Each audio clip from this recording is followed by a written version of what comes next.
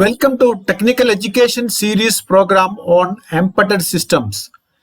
In the 10th session of this program, we are going to discuss on Part 5 of Module 2, Assembly Language Programming. In this session, we will cover the topics call instructions, stack and stack pointer, AVR time delay, instruction cycle, delay time calculation, and pipelining. Call instructions. ഒരു സിസ്റ്റത്തിന് വേണ്ടിയുള്ള programme തയ്യാറാക്കുമ്പോൾ ചില പ്രത്യേക പ്രവർത്തികൾ ചെയ്യുന്നതിനുള്ള programme segment main പ്രോഗ്രാമിന് പുറമെ ഒരു സബ് പ്രോഗ്രാമായി ഉൾക്കൊള്ളിക്കുന്ന രീതി സാധാരണയാണ്. ഇത്തരം സബ് പ്രോഗ്രാമുകളെ മെയിൻ പ്രോഗ്രാമിന്റെയോ മറ്റൊരു സബ് പ്രോഗ്രാമിന്റെയോ ഏത് ഭാഗത്തു നിന്നും എത്ര തവണ വേണമെങ്കിലും എക്സിക്യൂട്ട് ചെയ്യാവുന്ന രീതിയിൽ പ്രോഗ്രാം എക്സിക്യൂഷൻ നിയന്ത്രിക്കാവുന്നതാണ്.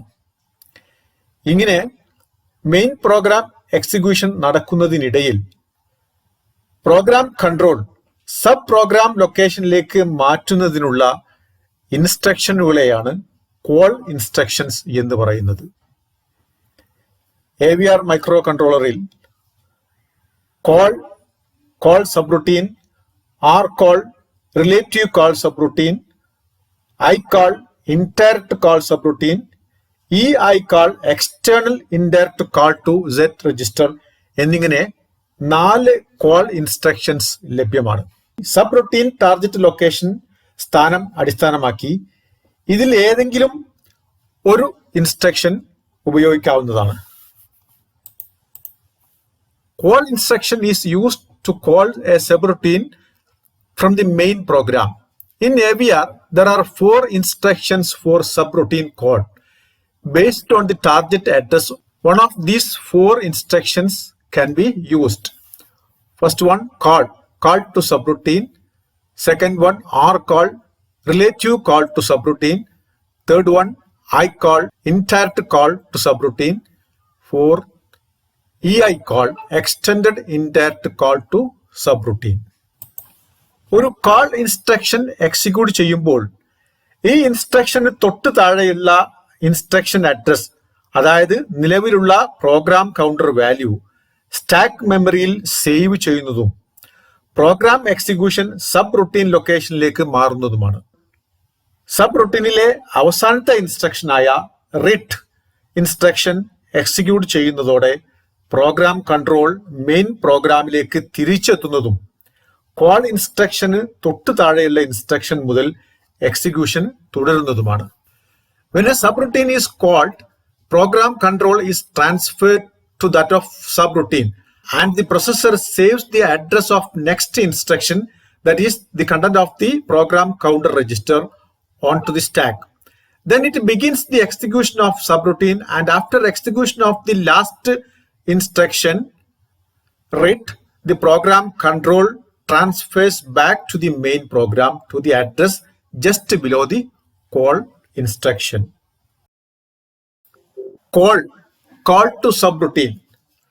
4 ബൈറ്റ് അഥവാ 32 ബിറ്റ് സൈസിലുള്ള ഒരു ഇൻസ്ട്രക്ഷൻ ആണ് കോൾ ഇൻസ്ട്രക്ഷൻ. ഇതിലെ 10 ബിറ്റുകൾ ഓപ്പ് കോഡ് നൽകുന്നതിനും 22 ബിറ്റുകൾ സബ്റൂട്ടീൻ ടാർഗറ്റ് അഡ്രസ് സൂചിപ്പിക്കുന്നതിനും ഉപയോഗിക്കുന്നു. 00 മുതൽ 3FF വരെയുള്ള 4M പ്രോഗ്രാം സ്പേസിലെ മുഴുവൻ ലൊക്കേഷനിലും ഉൾപ്പെടുന്ന സബ് റൂട്ടീനിലേക്ക് പ്രോഗ്രാം എക്സിക്യൂഷൻ മാറ്റുന്നതിന് കോൾ ഇൻസ്ട്രക്ഷൻ വഴി സാധിക്കുന്നതാണ്. It's a 4 byte or 32 bits instruction in which 10 bits are used for the opcode and 22 bits to represent the address of the target subroutine. Call instruction can be used to call subroutine located anywhere within the 4M address space of 00 to 3FF format call subroutine. Example, program segment to toggle the LED connected to pin B.7 continuously with a time delay of 1 second. Port ബിയുടെ 7ാമത്തെ പിന്നിൽ connect ചെയ്തിരിക്കുന്ന LED ഒരു second time delay ക്രമത്തിൽ toggle ചെയ്യുന്നതിനുള്ള program segment കോഡാണ് ഇവിടെ എക്സാമ്പിളായി നൽകിയിരിക്കുന്നത്. ഇതിലെ main program first instruction SBI DDR-B7 port ബിയുടെ 7ാമത്തെ പിന്ന് ഔട്ട്പുട്ട് പോർട്ടായിട്ട് സെറ്റ് ചെയ്യുന്നു. അതിനുശേഷം സ്റ്റാർട്ട് ലേബിളിൽ SBI പോർട്ട് B7 ഇവിടെ LED കണക്ട് ചെയ്തിരിക്കുന്ന പോർട്ട് ബിയുടെ 7ാമത്തെ പിന്ന് ഹൈ സ്റ്റാറ്റസിലോട്ട് വരുത്തുന്നു. ആ സമയത്ത് LED ഓൺ ആവുന്നതാണ്. അതിനുശേഷമാണ് ഇവിടെ call delay 1 second delay 1 second എന്ന സബ് റുട്ടീൻ കോൾ ചെയ്യുന്നു. ഈ സമയം പ്രോഗ്രാം എക്സിക്യൂഷൻ ഡിലേ 1 സെക്കൻഡ് എന്ന സബ് റുട്ടീനിലേക്ക് മാറുന്നതും ഈ സബ് റുട്ടീൻ എക്സിക്യൂഷൻ തുടരുന്നതും അതിന്റെ അവസാനത്തെ ഇൻസ്ട്രക്ഷൻ റിട്ട് എക്സിക്യൂട്ട് ചെയ്യുന്നതോടെ 1 സെക്കൻഡ് സമയം പൂർത്തിയാവുന്നതും തിരിച്ച് കോൾ ഇൻസ്ട്രക്ഷന് തൊട്ട് താഴെയുള്ള CBI പോർട്ട് B7 എന്ന ഇൻസ്ട്രക്ഷൻ എക്സിക്യൂട്ട് ചെയ്യുന്നതാണ്. CBI പോർട്ട് B7 എന്നുള്ള ഇൻസ്ട്രക്ഷൻ പോർട്ട് ബി പിന്നിന്റെ സ്റ്റാറ്റസ് 0 ആക്കി മാറ്റുന്നതും ആ സമയം LED ഓഫ് ആവുന്നതുമാണ്. അതിനുശേഷം വീണ്ടും ഡിലേ 1 സെക്കൻഡ് സബ് റൂട്ടീൻ വിളിക്കുന്നു. പ്രോഗ്രാം ഡിലേ 1 സെക്കൻഡ് സബ് റൂട്ടീനിലിട്ട് പോകുന്നു. 1 സെക്കൻഡ് കഴിഞ്ഞതിന് ശേഷം വീണ്ടും തിരിച്ച് വന്ന് തൊട്ട് താഴെയുള്ള ഇൻസ്ട്രക്ഷൻ jump സ്റ്റാർട്ട് എക്സിക്യൂട്ട് ചെയ്യുന്നു. ഈ സമയത്ത് പ്രോഗ്രാം കൺട്രോൾ സ്റ്റാർട്ട് എന്ന ലൊക്കേഷനിലേക്ക് മാറുന്നതും അങ്ങനെ ഈ ലൂപ്പ് തുടർന്ന് എക്സിക്യൂഷൻ നടക്കുന്നതും 1 സെക്കൻഡ് ടൈം ഗ്യാപ്പിൽ LED ടോഗിൾ ചെയ്തുകൊണ്ടിരിക്കുന്നതുമാണ്. RCall റിലേറ്റീവ് കാൾ 2 ബൈറ്റ് അഥവാ 16 ബിറ്റ് സൈസിലുള്ള ഒരു ഇൻസ്ട്രക്ഷൻ ആണ് RCall ഇൻസ്ട്രക്ഷൻ. ഇതിലെ 4 ബിറ്റുകൾ ഓപ്കോഡ് നൽകുന്നതിനും 12 ബിറ്റുകൾ സബ്റുട്ടീൻ ടാർഗറ്റ് അഡ്രസ് സൂചിപ്പിക്കുന്നതിനും ഉപയോഗിക്കുന്നു. നിലവിൽ പ്രോഗ്രാം കൗണ്ടറിലുള്ള അഡ്രസ്സിന് പിറകിലെ 2048 ലൊക്കേഷനിലോ മുമ്പിലുള്ള 2047 ലൊക്കേഷനിലോ ഉൾപ്പെടുന്ന സബ് റൊട്ടീൻ ലൊക്കേഷനിലേക്ക് പ്രോഗ്രാം എക്സിക്യൂഷൻ മാറ്റുന്നതിന് വേണ്ടി RCall ഇൻസ്ട്രക്ഷൻ ഉപയോഗിക്കാവുന്നതാണ്. RCall is a 2-byte instruction used to call subroutine from a target address within -2048 to 2047 words of memory relative to the address of the current PC. In this instruction, 4 bits are used for the opcode and 12 bits are used to represent the target address. Format: RCall subroutine. Call subroutine within -2048 to +2047 of program counter. Example: ഇവിടെ main പ്രോഗ്രാമിൽ area എന്ന subroutine call ചെയ്യുന്നതിനുള്ള instruction ആണ് ഉപയോഗിച്ചിരിക്കുന്നത് RCall area. ഇവിടെ area എന്ന subroutine main പ്രോഗ്രാമിന് പുറമെ നൽകിയിട്ടുണ്ട്.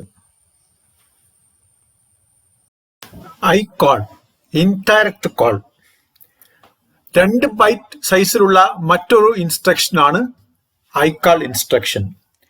ഈ ഇൻസ്ട്രക്ഷൻ എക്സിക്യൂട്ട് ചെയ്യുമ്പോൾ Z പോയിന്റർ രജിസ്റ്ററിലുള്ള കണ്ടന്റ് പ്രോഗ്രാം കൗണ്ടറിലേക്ക് ലോഡ് ചെയ്യുന്നതും ഈ അഡ്രസ്സിൽ സൂചിപ്പിക്കുന്ന ലൊക്കേഷനിലെ സബ് റുട്ടീൻ എക്സിക്യൂട്ട് ചെയ്യുന്നതുമായിരിക്കും.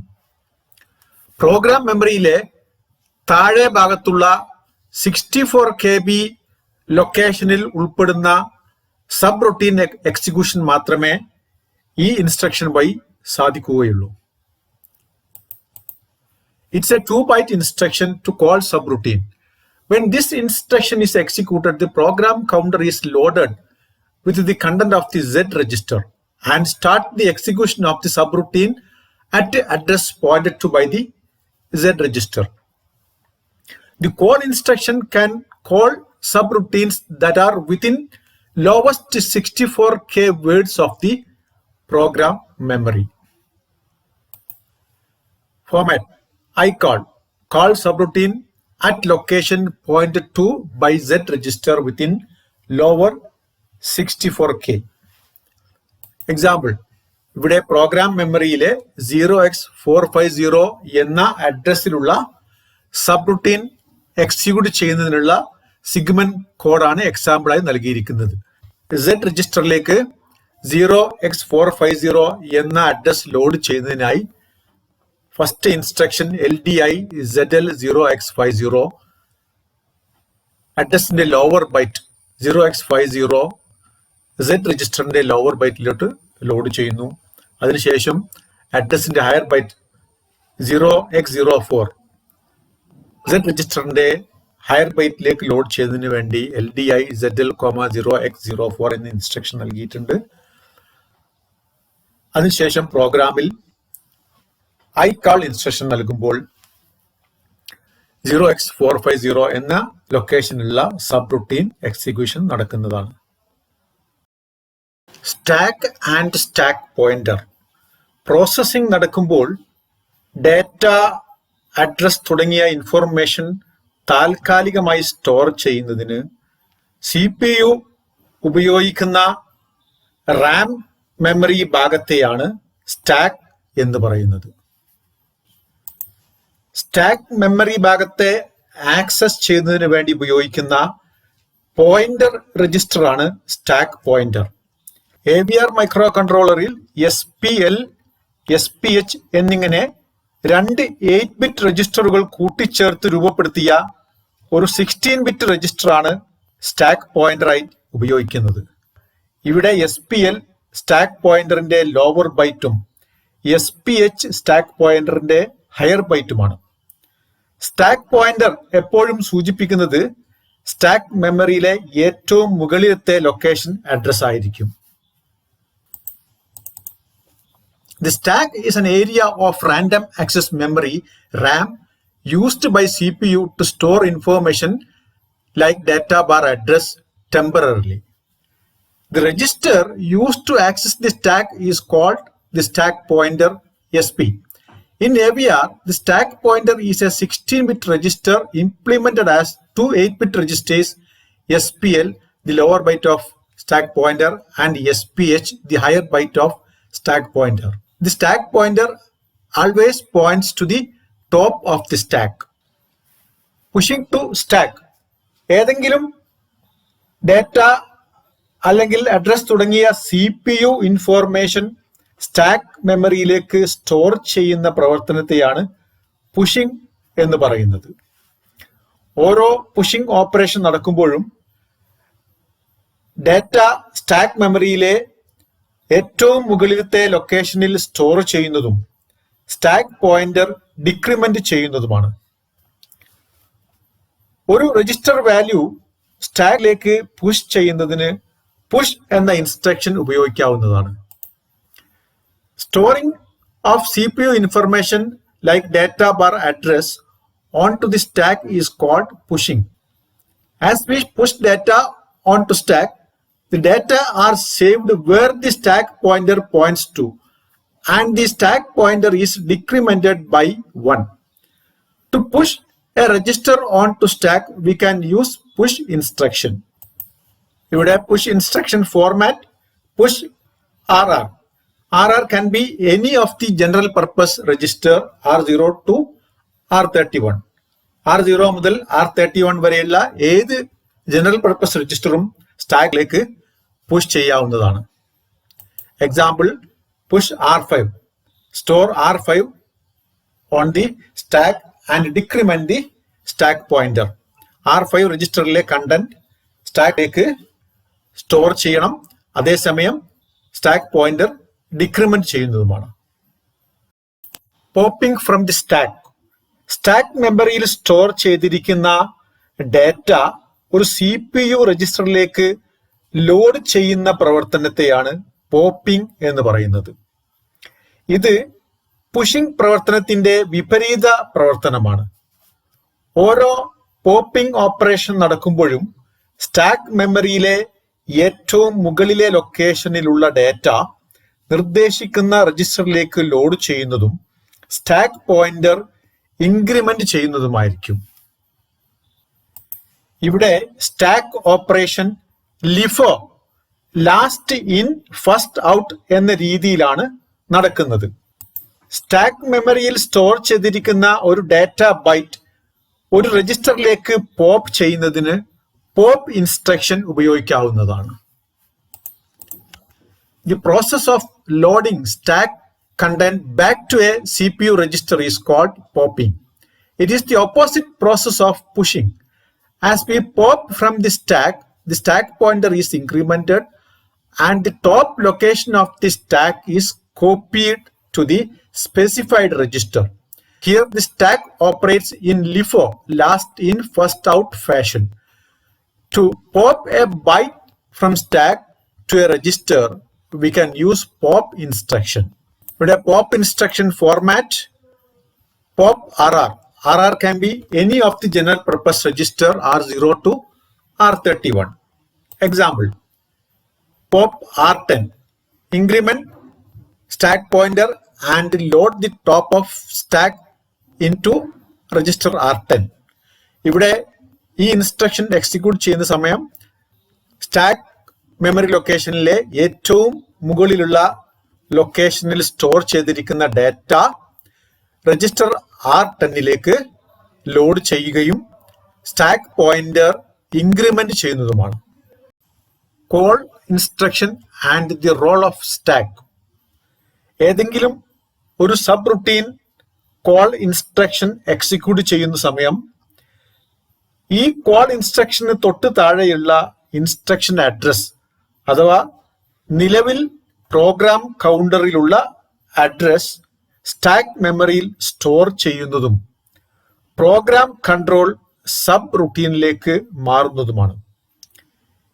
ഇവിടെ സ്റ്റാക്ക് മെമ്മറിയുടെ ധർമ്മം സബ് റുട്ടീൻ എക്സിക്യൂഷൻ പൂർത്തിയാക്കിയ ശേഷം പ്രോഗ്രാം കൺട്രോൾ മെയിൻ മെമ്മറിയിലേക്ക് തിരിച്ചു വരേണ്ട അഡ്രസ്, അതായത് കോൾ ഇൻസ്ട്രക്ഷന് തൊട്ട് താഴെയുള്ള അഡ്രസ് സേവ് ചെയ്യുക എന്നുള്ളതാണ്. On execution of call instruction four sub routine, the processor saves the address of the next instruction below the call instruction on the stack and transfer program control to the subroutine. Here the role of the stack is to save the address to where the program resumes when it returns from the called subroutine. Read instruction and the role of the stack. ഒരു sub റുട്ടീനിലെ ഏറ്റവും അവസാനത്തെ instruction ആണ് read. ഈ instruction execute ചെയ്യുമ്പോൾ stack മെമ്മറിയിലെ ഏറ്റവും മുകളിലത്തെ ലൊക്കേഷനിൽ സ്റ്റോർ ചെയ്തിരിക്കുന്ന കോൾ ഇൻസ്ട്രക്ഷൻ തൊട്ട് താഴെയുള്ള ഇൻസ്ട്രക്ഷൻ അഡ്രസ് പ്രോഗ്രാം കൗണ്ടറിലേക്ക് ലോഡ് ചെയ്യുന്നതും മെയിൻ പ്രോഗ്രാം എക്സിക്യൂഷൻ ഈ അഡ്രസ്സിൽ നിന്നും തുടരുന്നതുമാണ്. ഇവിടെ സ്റ്റാക്ക് മെമ്മറിയുടെ റോൾ എന്നത് പ്രോഗ്രാം കൺട്രോൾ മെയിൻ മെമ്മറിയിലേക്ക് തിരിച്ചെത്തുമ്പോൾ എക്സിക്യൂട്ട് ചെയ്യേണ്ട കോൾ ഇൻസ്ട്രക്ഷന് തൊട്ട് താഴെയുള്ള ഇൻസ്ട്രക്ഷൻ അഡ്രസ് പ്രോഗ്രാം കൗണ്ടറിലേക്ക് ലോഡ് ചെയ്യുക എന്നുള്ളതാണ്. Read instruction is the last instruction of the subroutine and it indicates the end of the subroutine. When this instruction is executed, the top location of the stack, the address of the instruction just below the call instruction, is copied to the program counter. Then the execution of the main program continues from this instruction. In this, the role of the stack is to load the address of the instruction below the call into the PC when control returns from the called subroutine. Time delay. Software programme തയ്യാറാക്കുമ്പോൾ time delay ഉപയോഗിക്കേണ്ട അവസരങ്ങൾ നിരവധിയാണ്. നിശ്ചിത സമയത്തേക്ക് processor പ്രവൃത്തിയൊന്നും ചെയ്യാത്ത അവസ്ഥയിൽ നിലനിൽക്കുന്ന തരത്തിൽ സോഫ്റ്റ്വെയർ ലൂപ്പുകൾ ഉപയോഗിച്ചാണ് ടൈം ഡിലേ സബ് റുട്ടീനുകൾ തയ്യാറാക്കുന്നത്. അസംബ്ലി ലാംഗ്വേജ് ഉപയോഗിച്ച് ടൈം ഡിലേ ലൂപ്പുകൾ തയ്യാറാക്കുമ്പോൾ അതിൻ്റെ കൃത്യതയെ സ്വാധീനിക്കുന്ന രണ്ട് പ്രധാന കാര്യങ്ങൾ ശ്രദ്ധിക്കേണ്ടതാണ്. Most of the software programs requires time delays to include in the program. Thus, the most used subroutine in software program is one that generates a time delay. The delay may be created by using software loops that essentially do nothing for some period. While creating time delay using software that is assembly language, we must take care of two important factors that affect the accuracy of the delay. അതിൽ പ്രധാനപ്പെട്ട ഒന്നാണ് crystal frequency. ഒരു delay സബ്റൂട്ടീനിലെ സമയദൈർഘ്യം കണക്കാക്കുന്നത് അതിൽ ഉൾപ്പെട്ടിരിക്കുന്ന instruction execute ചെയ്യാൻ ആവശ്യമായ സമയത്തിന്റെ അടിസ്ഥാനത്തിലാണ്. ഒരു ഇൻസ്ട്രക്ഷൻ എക്സിക്യൂട്ട് ചെയ്യേണ്ട സമയം തീരുമാനിക്കുന്നത് മൈക്രോ കൺട്രോളറിൽ കണക്ട് ചെയ്തിരിക്കുന്ന crystal ഫ്രീക്വൻസിയെ ആശ്രയിച്ചായിരിക്കും. The fact which determines the time delay in a subroutine is the time required for execution of instructions in the subroutine. The duration of the clock period for the instruction cycle is a function of the frequency of crystal oscillator connected to the XTL1 and XTL2 input pins of the microcontroller. അടുത്തത് micro controller design. Time delay ലൂപ്പിന്റെ കൃത്യതയെ ബാധിക്കുന്ന മറ്റൊരു പ്രധാന ഘടകം instruction cycle ദൈർഘ്യമാണ്. ഇത് micro കൺട്രോളറിന്റെ ഡിസൈനുമായി ബന്ധപ്പെട്ടിരിക്കുന്നു. AVR മൈക്രോ കൺട്രോളറിൽ ഏകദേശം എല്ലാ ഇൻസ്ട്രക്ഷൻസും ഒരു മെഷീൻ സൈക്കിൾ സമയം കൊണ്ട് എക്സിക്യൂട്ട് ചെയ്യാവുന്ന തരത്തിൽ രൂപപ്പെടുത്തിയിരിക്കുന്നത് കാരണം ഇത് കൂടുതൽ കൃത്യതയോടെ ഡിലേ സബ്റൂട്ടീൻ രൂപപ്പെടുത്താൻ സഹായിക്കുന്നതാണ്. AVR മൈക്രോ കൺട്രോളറിലെ Harvard architecture, RISC architecture, pipelining എന്നീ പ്രത്യേകതകളാണ് ഇത് സാധ്യമാക്കുന്നത്. Another fact which adversely affect the accuracy of the time delay is the longer instruction cycle duration of the microcontrollers. In case of AVR microcontroller, it has been designed in a way to execute most of the instruction in one cycle using the following features: Harvard architecture to get maximum amount of code and data into the CPU, RISC architecture to get fixed sized instructions, and pipelining to overlap fetching and execution of instructions. Instruction cycle time. പൊതുവെ എല്ലാ micro പ്രോസസ്സറുകളിലും ഒരു instruction word execute ചെയ്യുന്നതിന് CPU ഒരു നിശ്ചിത സമയം ആവശ്യമാണ്. ഈ സമയദൈർഘ്യത്തെ machine cycle എന്ന് പറയുന്നു. ഒരു ഇൻസ്ട്രക്ഷനിൽ ഉൾപ്പെടുന്ന മുഴുവൻ ബൈറ്റുകളും എക്സിക്യൂട്ട് ചെയ്യാൻ ആവശ്യമായ സമയദൈർഘ്യം കണക്കാക്കുന്നത് മെഷീൻ സൈക്കിൾ അടിസ്ഥാനത്തിലാണ്. ഇതിനെ ഇൻസ്ട്രക്ഷൻ സൈക്കിൾ എന്നും പറയാവുന്നതാണ്. In all cases of microprocessors, CPU takes certain amount of time for execution of a word of instruction. This time is referred to as machine cycle. Instruction cycle time is expressed in terms of machine cycles required to execute the full byte of instruction. AVR മൈക്രോകൺട്രോളറിൽ കൂടുതൽ ഇൻസ്ട്രക്ഷനുകളും ഒന്നോ രണ്ടോ words ഉൾപ്പെടുന്ന ഇൻസ്ട്രക്ഷനുകൾ ആയതിനാൽ AVR instruction execute ചെയ്യാൻ ആവശ്യമായ സമയം ഒന്നോ രണ്ടോ മെഷീൻ സൈക്കിൾ ആയിരിക്കും. എന്നാൽ ജമ്പ്, കോൾ തുടങ്ങിയ ഏതാനും ഇൻസ്ട്രക്ഷനുകൾ 3-4 വേർഡുകൾ ഉൾപ്പെട്ടതാണ്. അതുകൊണ്ട് ഇവയുടെ എക്സിക്യൂഷൻ സമയം 3-4 മെഷീൻ സൈക്കിൾസ് ആയിരിക്കും. In case of AVR, most of the instructions are either one word, means 2 bytes, or 2 word 4 or 4 bytes instructions. Thus, the time taken to execute an AVR instruction will be 1 or 2 machine cycles. However, some instructions such as jump and call takes up 3 or 4 machine cycles. AVR microcontroller ഒരു machine cycle എന്നത് ഒരു oscillator പീരിയോഡിന് തുല്യമായിരിക്കും. In the AVR, one machine cycle consists of one oscillator period. Therefore, to calculate the machine cycle for AVR, we have to calculate the oscillator period using formula T is equal to 1 by F. Example. The machine cycle period of AVR system using crystal frequency A 16 MHz and B 10 MHz. 16 MHz 10 MHz ഫ്രീക്വൻസിയുള്ള crystal ഉപയോഗിക്കുമ്പോൾ ഓരോ കേസിലെയും machine cycle എങ്ങനെ കണക്കാക്കാം എന്നതാണ് ഇവിടെ എക്സാമ്പിളായി നൽകിയിരിക്കുന്നത്. ഇവിടെ 16 MHz ഉള്ള ക്രിസ്റ്റൽ ഉപയോഗിക്കുന്ന സമയത്ത് instruction cycle 1 by 16 MHz, that is 0.0625 microsecond അഥവാ 62.5 നാനോസെക്കൻഡ് ആയിരിക്കും.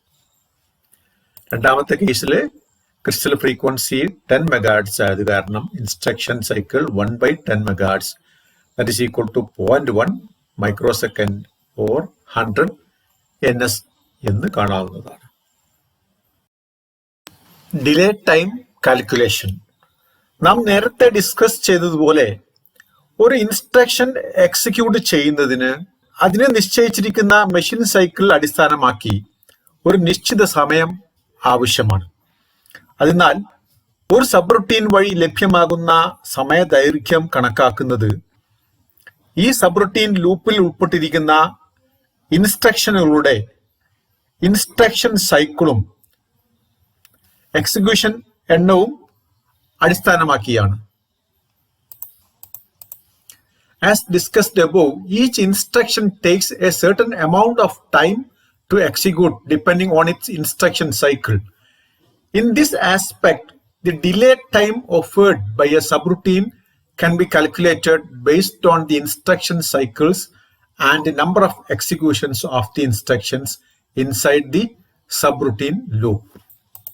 Example, calculation of time delay offered by the delay subroutine given below at a crystal frequency of 1 MHz. ഇവിടെ കാണിച്ചിരിക്കുന്ന delay subroutine time delay calculate ചെയ്യുന്നതിനുള്ള ഒരു example ആണ് നൽകിയിരിക്കുന്നത്. ഇവിടെ ഉപയോഗിച്ചിരിക്കുന്നത് 1 MHz ക്രിസ്റ്റൽ ആണ്. അതുകൊണ്ട് തന്നെ 1 by 1 MHz 1 മൈക്രോസെക്കൻഡ് എന്ന് മെഷീൻ സൈക്കിൾ പീരിയഡ് കിട്ടുന്നതാണ്. ഇവിടെ നൽകിയിരിക്കുന്ന ലൂപ്പിൽ ഡിലേ LDI R16,0xFF എന്ന ഇൻസ്ട്രക്ഷനും റിട്ട് എന്ന ഇൻസ്ട്രക്ഷനും ഇതിലെ ലൂപ്പിന് പുറമെയുള്ള ഇൻസ്ട്രക്ഷനാണ്. അതുകൊണ്ട് തന്നെ ഈ രണ്ട് ഇൻസ്ട്രക്ഷനും ഓരോ തവണ മാത്രമേ എക്സിക്യൂട്ട് ചെയ്യുന്നുള്ളൂ.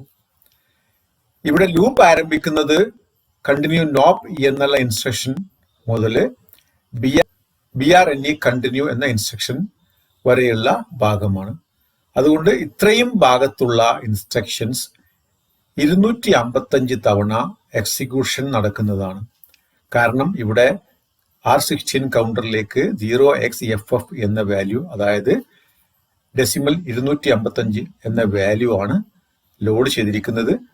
ഇവിടെ ഈ R16 രജിസ്റ്റർ ഡിക്രിമെന്റ് ചെയ്ത് 0 ആവുന്നത് വരെ ഈ ലൂപ്പ് തുടരുന്നതാണ്. അതുകൊണ്ട് തന്നെ ഈ ലൂപ്പിൽ ഉൾപ്പെട്ട എല്ലാ ഇൻസ്ട്രക്ഷൻസും 255 തവണ എക്സിക്യൂട്ട് ചെയ്യുന്നതായിരിക്കും. ഇനി ഓരോ ഇൻസ്ട്രക്ഷനും ആവശ്യമായ സൈക്കിളും ആ ഇൻസ്ട്രക്ഷൻ വഴി ലഭ്യമാകുന്ന സമയം എങ്ങനെയാണെന്ന് നോക്കാം.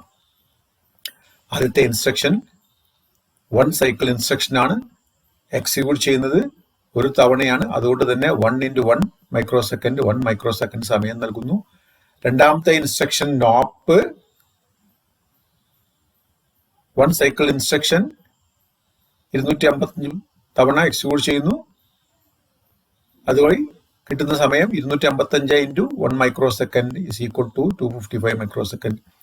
ഇതുപോലെ തന്നെ നോപ്പ്, അടുത്ത നോപ്പ് DECR16 എന്നീ ഇൻസ്ട്രക്ഷൻസും 255 തവണ എക്സിക്യൂട്ട് ചെയ്യുന്നു.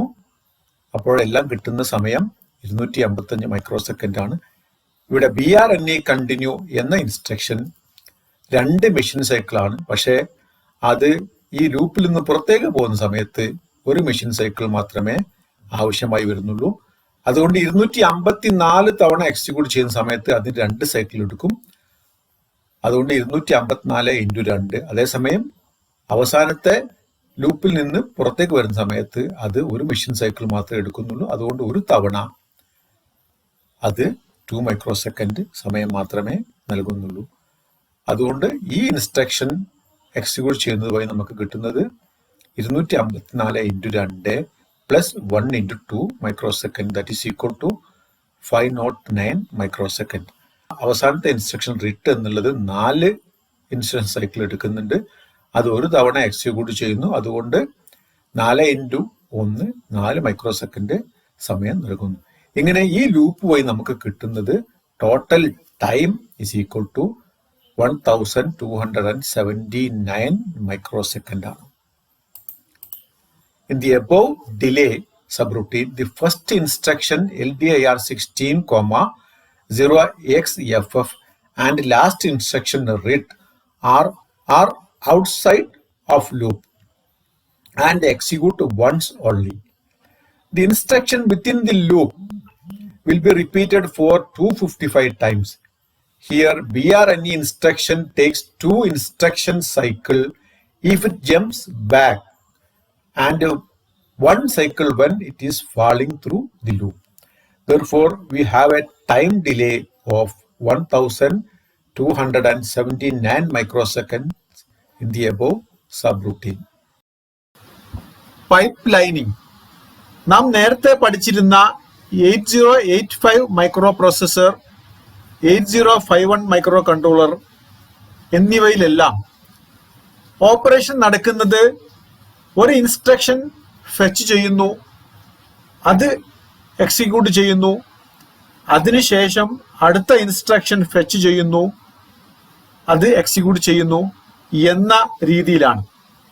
ഇവിടെ ഫെച്ചിങ് ഓപ്പറേഷനും എക്സിക്യൂഷൻ ഓപ്പറേഷനും ഒരേ സമയം സാധ്യമല്ല എന്നത് കാരണം ഈ രീതിയിലുള്ള ഓപ്പറേഷൻ ഡാറ്റ പ്രോസസ്സിംഗ് സ്പീഡ് കുറയാൻ കാരണമാകുന്നതാണ്. In microprocessors like 8085, the CPU could either fetch or execute at a given time. The operation in this type of microprocessors are carried out in the following order and will reduce the processor speed. Fetch an instruction from memory, execute the instruction fetched, fetch the next instruction, execute the instruction, and so on. എന്നാൽ ഒരു instruction execute ചെയ്യുന്ന സമയം അടുത്ത instruction fetch ചെയ്യാൻ കഴിയുന്ന രീതിയിലുള്ള ഓപ്പറേഷനാണ് pipe lining. ഇത് processor operation speed വർദ്ധിപ്പിക്കാൻ സഹായകമാണ്. We can use a pipeline to speed up execution of instructions. Pipeline architecture allows the processor to fetch an instruction during execution time of its previous instruction. Pipeline architecture makes a processor work faster. തുടർച്ചയായുള്ള 3 ഇൻസ്ട്രക്ഷനുകളുടെ fetching ഓപ്പറേഷനും execution ഓപ്പറേഷനും non pipeline രീതിയിലും നടക്കുന്ന ക്രമം കാണിക്കുന്ന ഒരു ചിത്രമാണ് ഇവിടെ കൊടുത്തിരിക്കുന്നത്. ഇവിടെ നോൺ പൈപ്പ്ലൈൻ രീതിയിൽ ആദ്യത്തെ സൈക്കിളിൽ, അതായത് T1 സൈക്കിളിൽ ആദ്യത്തെ ഇൻസ്ട്രക്ഷൻ ഫെച്ച് ചെയ്യുന്നു, T2 സൈക്കിളിൽ ആദ്യത്തെ ഇൻസ്ട്രക്ഷൻ എക്സിക്യൂട്ട് ചെയ്യുന്നു. തുടർന്ന് വരുന്ന T3 സൈക്കിളിൽ രണ്ടാമത്തെ ഇൻസ്ട്രക്ഷൻ ഫെച്ച് ചെയ്യുന്നു, T4 സൈക്കിളിൽ രണ്ടാമത്തെ ഇൻസ്ട്രക്ഷൻ എക്സിക്യൂട്ട് ചെയ്യുന്നു എന്ന രീതിയിൽ ഓപ്പറേഷൻ നടക്കുമ്പോൾ പൈപ്പ് ലൈൻ രീതിയിൽ ആദ്യത്തെ സൈക്കിളിൽ ആദ്യത്തെ ഇൻസ്ട്രക്ഷൻ ഫെച്ച് ചെയ്യുന്നു, എന്നാൽ രണ്ടാമത്തെ സൈക്കിളിൽ ആദ്യത്തെ ഇൻസ്ട്രക്ഷൻ എക്സിക്യൂട്ട് ചെയ്യുന്നതോടൊപ്പം തന്നെ രണ്ടാമത്തെ ഇൻസ്ട്രക്ഷൻ ഫെച്ച് ചെയ്യുന്നു.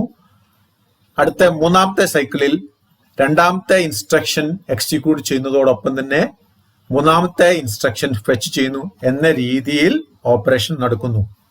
ഇവിടെ non pipe line operation 3 instruction പൂർത്തിയാക്കുന്ന സമയത്തിനുള്ളിൽ പൈപ്പ് ലൈൻ ഓപ്പറേഷൻ രീതിയിൽ 5 ഇൻസ്ട്രക്ഷൻസ് എക്സിക്യൂട്ട് ചെയ്യാൻ സാധിക്കുന്നതാണ് എന്ന് മനസ്സിലാക്കാം. പൈപ്പ് ലൈൻ ഓപ്പറേഷൻ രീതിയിലെ ഒരു ന്യൂനത എന്ന് പറയുന്നത് അതിന്റെ സ്പീഡ് ഈ സീരീസിലെ ഏറ്റവും കുറഞ്ഞ ഓപ്പറേഷൻ സ്പീഡിൽ പരിമിതപ്പെടുത്തിയിട്ടുണ്ട് എന്നുള്ളത് മാത്രമാണ്.